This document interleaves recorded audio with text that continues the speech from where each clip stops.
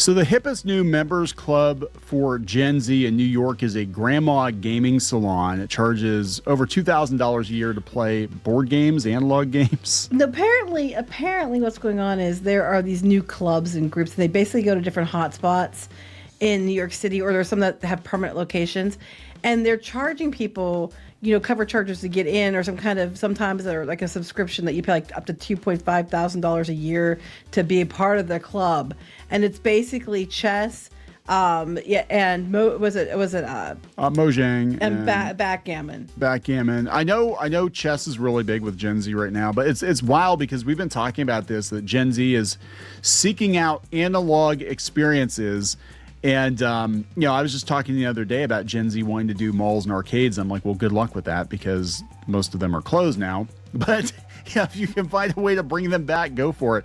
But yeah, apparently in New York, according to the New York Post, a growing number of Gen Z and millennials are seeking out activities traditionally associated with their grandparents, backgammon, chess, mahjong, and listening salons. Yeah, and I'll tell you what, I'm not gonna lie, it sounds pretentious as hell, a lot of these ones, and it's hilarious because they said, it's like they're searching for connection, but it is the most hipster sounding load of crap.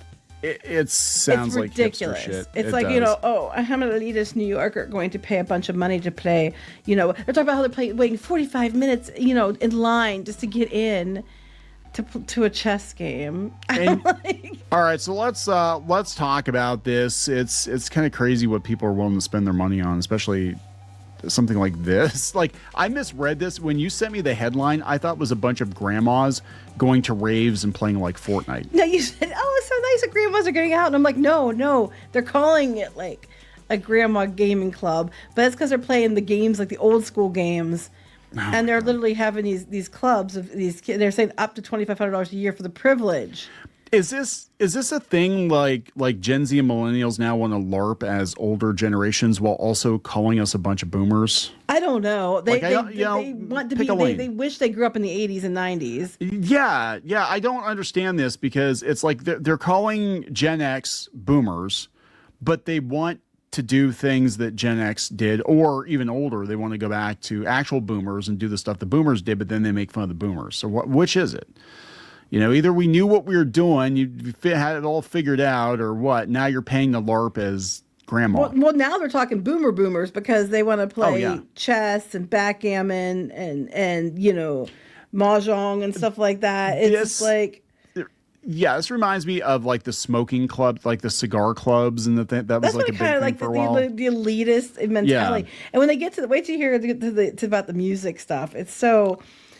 First, it's on the Lower East Side, guys. Trendy participants engage in nearly 1,500-year-old games of chess amid sexy dark lighting and a DJ spinning tunes at Club Chess. At Club Chess, a pop-up series blending nightlife and chess matches. Do they play the music from the musical? They play One Night in Bangkok. That would be great. I can sing a few songs for you. Anyway, so they go down. I just can't wrap my head around it. And they're sketched out. Look how artsy fartsy we are. No, this looks like I'm too broke ass to buy a proper chess table or chess board. To me, it looks like they're putting these pop-ups in these little clubs, and they're just like, look how artsy and trendy we are. It's so art house. Typically in New York, when people are playing chess in public, it's like broke ass old men in the park playing chess. That doesn't count. Then you have to go to these. You have to pay $2,500 a year. Special places, because they're saying basically they hold them at these exclusive locations. So there was a couple places. There was this one group that they started their club in 2023, and then another one started there's like two clubs I guess they're talking about, and then they said that they sometimes they're invite only. They had invite only events and things like that, and they turned it into this where they go run out locations and have their events at these exclusive locales. Okay, this does sound really pretentious. They said it just made sense to combine my obsession with music, world building, and chess into one thing. And this is the guy who started it, co-founder Alexander Luke Bata. This looks like an upscale version of a comic shop when you go in and everybody's playing D&D or Warhammer.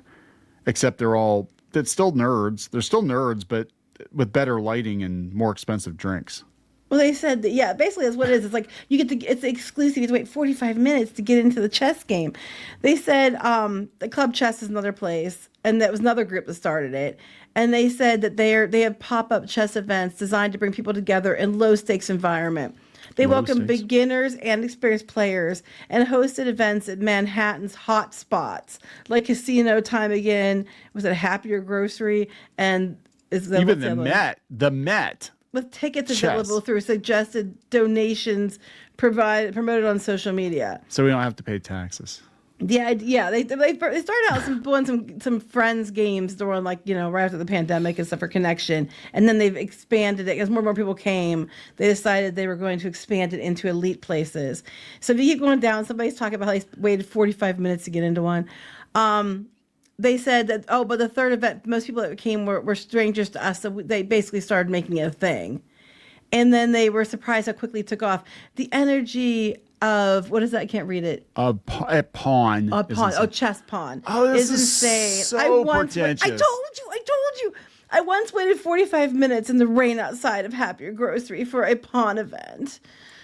This reminds me of, is that, what was it, Payless? That one thing they did where they took Payless shoes and they told these influencers and stuff that they were designer shoes, and they were spending like thousands of dollars to buy Payless shoes. And then they were like, "What if we tell you that they're paying?" They were like, "How much you pay for this?" I don't know. Whatever the price is, it needs to be higher.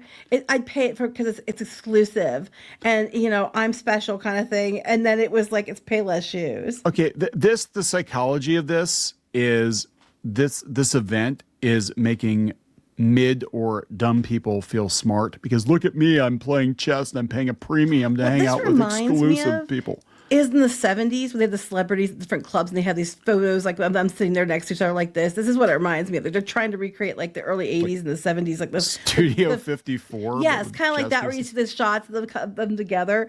And then, okay, so that was one. Oh my And God. now they're in the heart of Soho is another place. It's a very exclusive, very chic, invite only, $2,500 a year backgammon club. And it opened in late 2025. So it hasn't even been around a year, but it's $2,500, just to have, the right to go play backgammon here for a year. It's already drawn much attention from both deep-pocketed New Yorkers who love the classic board game. I like backgammon. I'm actually pretty good at it. I've never played it. Those who simply want a luxe spot to unwind in after a long day. A luxe spot. It's a rich place where you can go and play backgammon. And the pretentiousness is off the charts.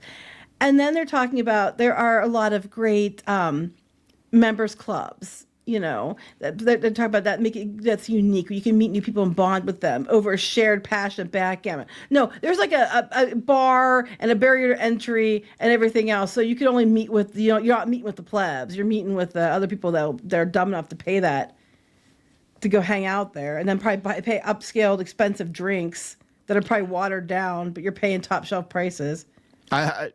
It will come as no surprise that I used to play all the bar games when I was a kid. Like, I knew how to play poker and backgammon and all that stuff. It does not surprise me, knowing your family. No offense, but then you go down here. But now we're gonna get to the music area now. Okay. What's this say? Other classic games. Once beloved by AARP users. Oh yeah. Mahjong is also. They've said that's like the new pickleball with the Utes. Oh my God, mahjong's like what older Asian ladies play in the park. Yes. Like, I mean, come on.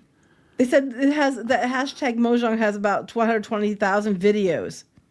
All right, and then there's another one, Green Tile Social Club. It has grown into a pop-up Mahjong community event held across the city. Now, this one isn't so bad. $25 entry fee. You can socialize for a weekend outing. That one's fair. What that are we fine. doing? We need to start a club. We need to start a pretentious club. Well, the last one's the most pretentious of them all, I believe. Okay. The stylist, a members only listening salon. Listening salon? Yes, they're heavily into analog rituals and sensory experiences. Okay, we used to call it listening to records and having sex, but that's a whole nother story. I was gonna say, because this looks like an orgy bed or something. There's like no, that's the sensory experiences.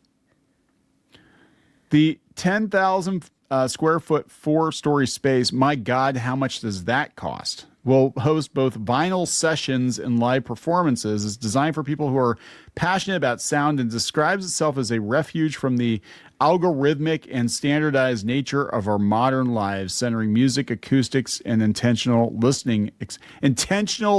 Like I said, this is the most pompous idiocy I've ever heard, and it's working because these dumbasses are paying for it.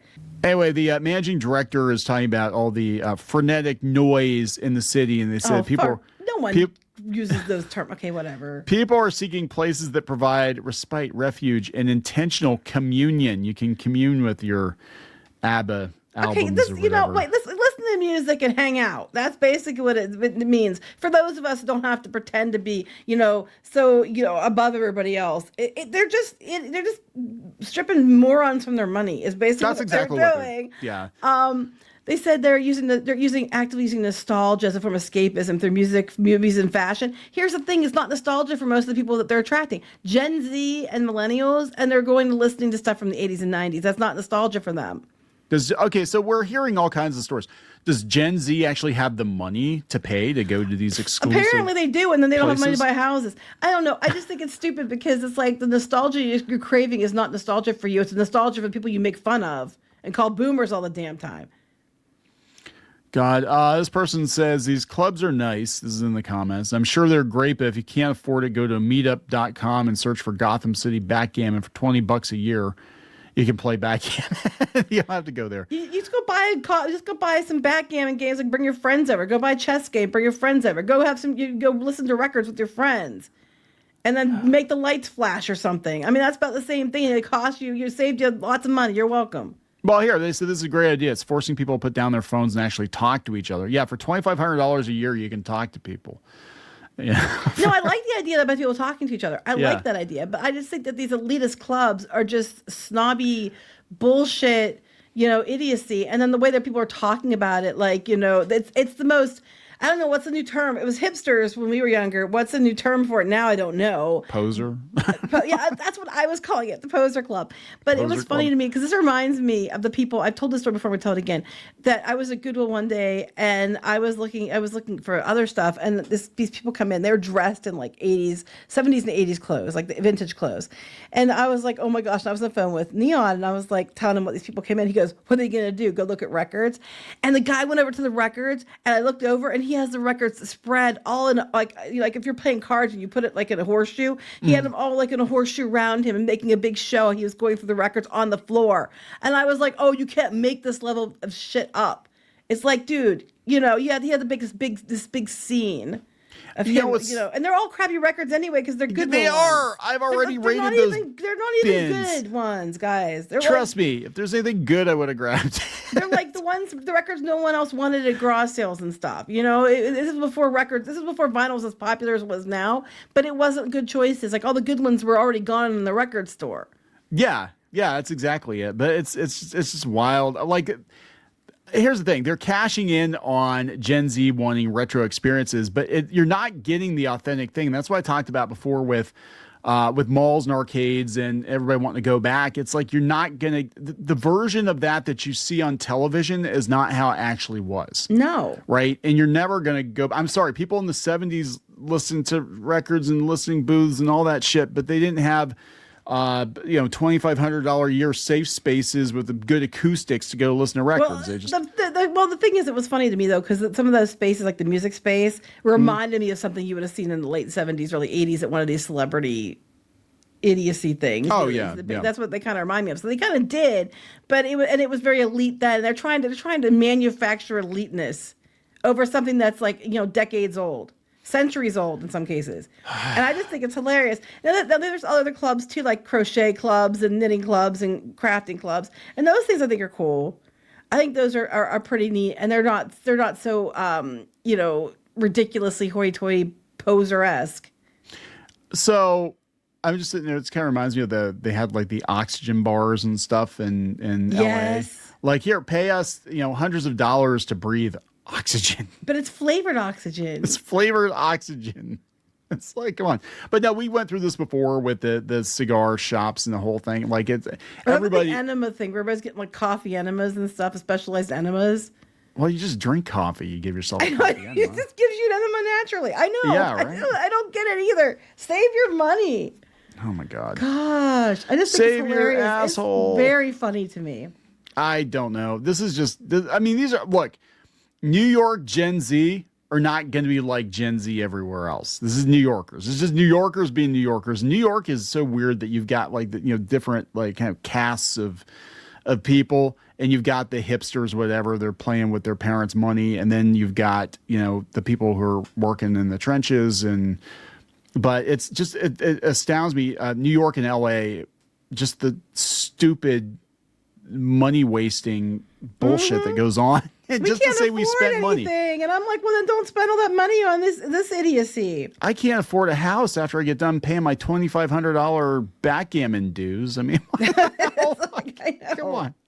It's like, oh my God, guys. And I've seen people complain about stuff too, like a lot of younger people complaining. And then you're like, I only make $180,000 a year. I don't know why you would expect me to be able to afford a house. I mean, jeez.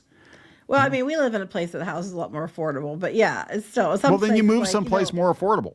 Yeah, I mean, that's the solution. But no, you want to pay to play chess $2,500 a year. To me, it's just like this, and then I guarantee, like that backgammon club. You're going in there, you might not pay. Yeah, that's one of $2,500 a year, and then they had like the bars, and damn well they're going to charge you like $30 a drink, and people are going to pay it because they're dumb. That's what's about. Like when I was talking about the arcades in another video, and I said the reason that you don't get arcades like there used to be is the attraction used to be the arcade games themselves, because you could not play that version of those games at home for the most part. You had to go to the arcade to play the good version of Pac-Man, because the 2600 version was dog crap. Same with Street Fighter, you go because you wanted to fight other people. But now it's all about like the barcades and stuff, because the arcade machines themselves aren't the draw, it's the alcohol. Mm-hmm. It's basically a bar with arcade machines, and this is a bar with chess tables and backgammon. Basically, yeah. Whatever. It's like, and they have like competitive knitting and shit now too. They're doing. It's like, come on. Look at me, I can retro. Yeah, that's basically retro, it's very just the nostalgia that you weren't there for. But okay, anyway, whatever. We're gonna wrap it up. Yes. Totally subscribe. We'll talk later. Bye.